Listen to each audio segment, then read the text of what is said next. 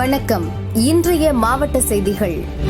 சேலம் பெரியார் பல்கலை இணைவு பெற்ற கல்லூரிகளில் தேர்வு கட்டணம் 85 ரூபாயிலிருந்து 100 ரூபாயாக உயர்த்தப்பட்டது. கட்டணத்தை ரத்து செய்ய கோரி வடசென்னிமலை அறிஞர் அண்ணா அரசு கலைக்கல்லூரி முன்பு இந்திய மாணவர் சங்கம் சார்பில் கண்டன ஆர்ப்பாட்டம் நடைபெற்றது. மாணவர் சங்க மாவட்ட செயலாளர் பார்த்திபன் மற்றும் ஆத்தூர் அரசு கல்லூரி நிர்வாகி பெரியசாமி உள்ளிட்டோர் கலந்து கொண்டனர்.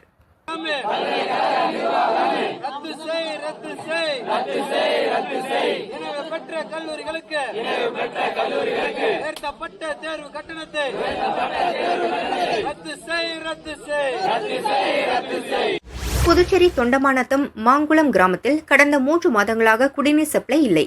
கொம்யூன் ஊராட்சி அதிகாரிகளிடம் மனு கொடுத்தும் நடவடிக்கை இல்லை. கடுப்பான மாங்குளம் பகுதி மக்கள் காலி குடங்களுடன் ரோடு மறியல் செய்தனர். அதிகாரிகளுடன் பேசி குடிநீர் பிரச்சினைக்கு தீர்வு காண்பதாக போலீசார் உறுதியளித்தனர். டவுன்ல எல்லாம் 3 வேளை தண்ணி விடுற மாதிரி எங்களுக்கும் 3 வேளை தண்ணி விடுங்க. சுத்தமா தண்ணி வரல. மீட்டர் வைங்க, நாங்க காசு கூட கட்டுறோம்.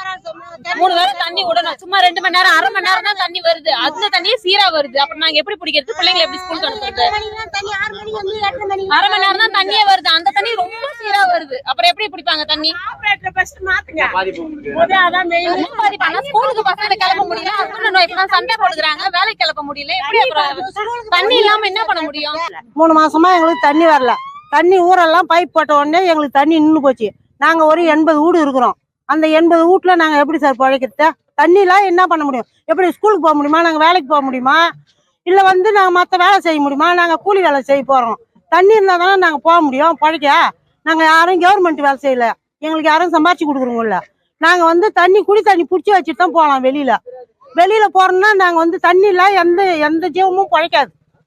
ஆடு மாடுக்கு மனுஷால யாருமே பழைக்க மாட்டாங்க. பழைக்காத இருக்கனால எங்களுக்கு தண்ணி தான் நாங்க கேக்குறோம். எங்களுக்கு இங்க தண்ணி வந்த தண்ணியை சுத்தமா அடிச்சிட்டாங்க. அடிச்சு அதை வாழ்வை போட்டு சீராக்கி சின்ன குழந்தை மூத்திரம் பேர ஆளு கூட எங்களுக்கு தண்ணி வரல சார். அது 8:30 மணி 6 மணிக்கு திறந்துட்டு 8:30 மணிக்கெல்லாம் நிறுத்திடுறாங்க. நாங்க 80 வீட்டுக்காரர் எப்படி தண்ணி பிடிக்கிறதுல? நாங்க இந்த சைடுல கனெக்ஷனா அந்த சைடுல கனெக்ஷனா எல்லா இடமும் நோண்டி கனெக்ஷன் போட்டு என்ன வருது? போட்டுக்கிறாங்க. எங்களுக்கு தண்ணியில நாங்க என்ன பண்றது? அது முக்கியமா? சாரா கடைக்கு முக்கியமா? ஏன்னா சாரா கடை குடும்பம் பண்றாங்களா? அத்தனை ஜென்ஸா சாரா கடை குடும்பம் பண்ணி சோறாக்கி குழம்பு வச்சு பிள்ளைகளுக்கு சாப்பாடு போடுறாங்க. அதனால அவங்களுக்கு தண்ணி தேவை. அதனால அங்க விட்டு வச்சுக்கிறாங்களா? புதுச்சேரியில் டெங்கு பாதிப்பால் ஒரே நாளில் 23 பேர் ஹாஸ்பிட்டலில் அட்மிட் செய்யப்பட்டனர். சுகாதாரத்துறையினர் டெங்கு ஒழிப்புக்கு உரிய நடவடிக்கை எடுக்கவில்லை என குற்றச்சாட்டு எழுந்துள்ளது. கடந்த 20 நாட்களில் புதுச்சேரியில் டெங்கு பாதித்தோர் எண்ணிக்கை 2 மடங்காக உயர்ந்துள்ளது. சராசரியாக தினமும் 20 பேர் பாதிக்கப்பட்டு வருவதாக கூறப்படுகிறது. கொசு ஒழிப்பு மற்றும் தூய்மை பணியை அரசு முடுக்கிவிட வேண்டும் என மக்கள் வலியுறுத்தினர். உடுமலை நகராட்சி பஸ் ஸ்டாண்டு பகுதியில் 55 லட்சம் ரூபாய் மதிப்பில் ஜல்லிக்கட்டு நினைவு சதுக்கம், தலைவர்கள் நினைவு பூங்கா, நீரூற்று திறப்பு விழா நடைபெற்றது. இவற்றை செய்தித்துறை அமைச்சர் சாமிநாதன் திறந்து வைத்தார். 50 கோடி ரூபாய் செலவில் அந்த சாலை அமைக்கப்பட்டது என்பது உங்களுக்கு தெரியும். இப்படி பல்வேறு பணிகள் எல்லாம் இன்றைக்கு நாம் மாவட்டம் வளர்ச்சி அடைந்திருக்கிறது. மேலும் நம்முடைய மாவட்டத்திற்கான அடிப்படை தேவைகளை பூர்த்தி செய்வதோடு பல்வேறு பகுதிகளிலே இருக்கக்கூடிய குடிநீர் பிரச்சனைகளை தீர்வு காண்பதற்குரிய நடவடிக்கைகளுக்கு புதிய திட்டங்களை உருவாக்கி அந்த பணிகளை எல்லாம் செய்திருக்கும். இன்றைக்கு இதே போல நம்முடைய உடுமலைப்பேட்டை நகராட்சி பொறுத்தளவு இன்றைக்கு நகராட்சியினுடைய நிதியிலும் சரி அரசுடைய நிதியிலும் பல்வேறு பணிகள் நடைபெற்று ஓரளவுக்கு அந்த பணிகள் தன்னிறைவு அடைந்து வருகிறது. இங்கேயும் நம்முடைய அரசு மருத்துவமனையில் கூடுதலாக கட்டிடங்கள் எல்லாம் அமைக்கப்பட்டிருக்கு இந்த அரசு பொறுப்பேற்ற பிறகு. அது மட்டுமல்லாமல் இன்னைக்கு குடிநீரை பொறுத்தளவு பிரச்சனை இல்லை என்கிற ஒரு சூழ்நிலையில் மன திருப்தி தரக்கூடிய வகையிலான ஒரு நகராட்சி இருக்க வேண்டும் சொன்னால் அது உடுமலைப்பேட்டை நகராட்சி என்கிற சூழ்நிலை இருந்து கொண்டிருக்கிறது. உள்ளபடியே அந்த விதத்தில் மகிழ்ச்சிக்குரிய ஒன்று. என்றால் இயற்கை நமக்கு பக்கத்தில் நம்முடைய திருமூர்த்தி அணையும் சரி நம்முடைய இயற்கை வளம் அமைந்திருக்கிற காரணத்தால் அதை கூட நான் கடந்த முறை நம்முடைய அந்த மலைப்பகுதிக்கு சென்ற பொழுது அன்றைக்கு மரியாதைக்குரிய வித்யாசாகர் ராவ் அவர்கள் நகரமன்ற தலைவராக இருந்தபோது இயற்கையாக இந்த வாட்டத்தில் அடிப்பில் அந்த தண்ணீரை கொள்வதற்காக பைப் லைன் அமைக்கப்பட்டதெல்லாம் பார்க்கப்படுவது மகிழ்ச்சியாக இருந்தது. அந்த வகையில் நமக்கு இயற்கை கொடை அமைந்திருக்கிற காரணத்தால் இந்த பிரச்சனையும் இன்றைக்கு நமக்கு இல்லை என்கிற சூழ்நிலை மகிழ்ச்சியாக இருக்கிறது. விழாவில் பொள்ளாச்சி எம்பி ஈஸ்வரசாமி, நகராட்சி தலைவர் மத்தின், முன்னாள் நகராட்சி தலைவர் வேலுசாமி, துணைத் தலைவர் கலைராஜன், கவுன்சிலர்கள் மற்றும் பொதுமக்கள் பங்கேற்றனர். புதுச்சேரியில் பல ஆண்டுகளாக இயங்காத தனியார் கம்பெனியை சென்னையை சேர்ந்த நபர் புதியதாக தொடங்க மத்திய சுற்றுச்சூழல் துறையில் சான்று கேட்டு விண்ணப்பித்தார். சான்று வழங்க சுற்றுச்சூழல் அதிகாரி சீனிவாசராவ் புரோக்கர் ரமேஷ் கண்ணன் மூலம் 2.5 லட்சம் ரூபாய் லஞ்சம் கேட்டுள்ளார். லஞ்சம் தர விரும்பாத கம்பெனி உரிமையாளர் சிபிஐ அதிகாரிகளிடம் புகார் கூறினார். அதைத் தொடர்ந்து சிபிஐ அதிகாரிகள் கொடுத்தனுப்பிய ரசாயனம் தடவிய 2.5 லட்சம் ரூபாயை ரமேஷ் கண்ணனிடம் கம்பெனி உரிமையாளர் கொடுத்தார். அதில் 50,000 புரோக்கர் கமிஷன் எடுத்துக்கொண்டு 2 லட்சம் ரூபாயை சுற்றுச்சூழல் அதிகாரி சீனிவாச ராவிடம் கொடுத்துள்ளார். அப்போது அங்கு மறைந்திருந்த சிபிஐ அதிகாரிகள் அதிகாரி மற்றும் புரோக்கரை கையும் களவுமாக பிடித்து கைது செய்தனர். பணம் பறிமுதல் செய்யப்பட்டது. தொடர்ந்து அலுவலகத்தில் ரெய்டு நடைபெற்றது. அதில் ஆவணங்கள், ஹார்ட் டிஸ்குகளை பறிமுதல் செய்து இருவரையும் காலாப்பட்டு மத்திய சிறையில் அடைத்தனர். திருப்பூர் மாவட்டம் உடுமலை, தாராபுரம், காங்கயம் பகுதிகளில் கடந்த ஆகஸ்ட் 27 முதல் செப்டம்பர் 1ஆம் தேதி வரை உடுமலையில் 6, தாராபுரத்தில் 4, காங்கயத்தில் 6 என 16 வீடுகளின் கதவுகளை உடைத்து 45 சவரன் நகை, 2 பைக், பட்டு சேலைகள் மற்றும் குத்து விளக்குகள் கொள்ளை போனது. கொள்ளையர்களை கைது செய்ய IG Senthilkumar, DIG Saravanasundar, Tiruppur SP Abhishek Gupta ஆகியோர் மேற்பார்வையில் உடுமலை மற்றும் காங்கயம் டிஎஸ்பிக்கள் தலைமையில் தனிப்படை அமைக்கப்பட்டது. கொள்ளை நடந்த பகுதிகளில் மோப்பனாய் மற்றும் சிசிடிவி கேமராக்கள் ஆய்வு செய்யப்பட்டன. அதன் அடிப்படையில் உடுமலை ராகல்பாவி பகுதியைச் சேர்ந்த முருகன் சிவகுரு, சின்ன சேலத்தை சேர்ந்த ராஜா, சுரேஷ், சித்தாலூரை சேர்ந்த தங்கராஜ் ஆகியோர் கைது செய்யப்பட்டனர். கொள்ளையர்களிடமிருந்து 32 பவுண்ட் நகை, 2 பைக், கார், முகமூடி, கையுறைகள், ராடு, அரிவாள், கத்தி உள்ளிட்ட ஆயுதங்கள் பறிமுதல் செய்யப்பட்டன. உடுமலை டிஎஸ்பி ஆறுமுகம் கூறுகையில், கொள்ளையர்கள் மீது திருப்பூர் மாவட்டத்தில் மட்டும் 16 வழக்குகள் பெண்டிங் உள்ளது. பழைய வழக்கு 3 விசாரணையில் உள்ளது. திண்டுக்கல் மாவட்டத்தில் 5, கன்னியாகுமரியில் 1 என மொத்தம் 25 வழக்குகளில் 97 பவுண்ட் நகை, 5 பைக்குகள் திருடி உள்ளனர். அதில் தற்போது 32 பவுண்ட் மீட்கப்பட்டுள்ளது.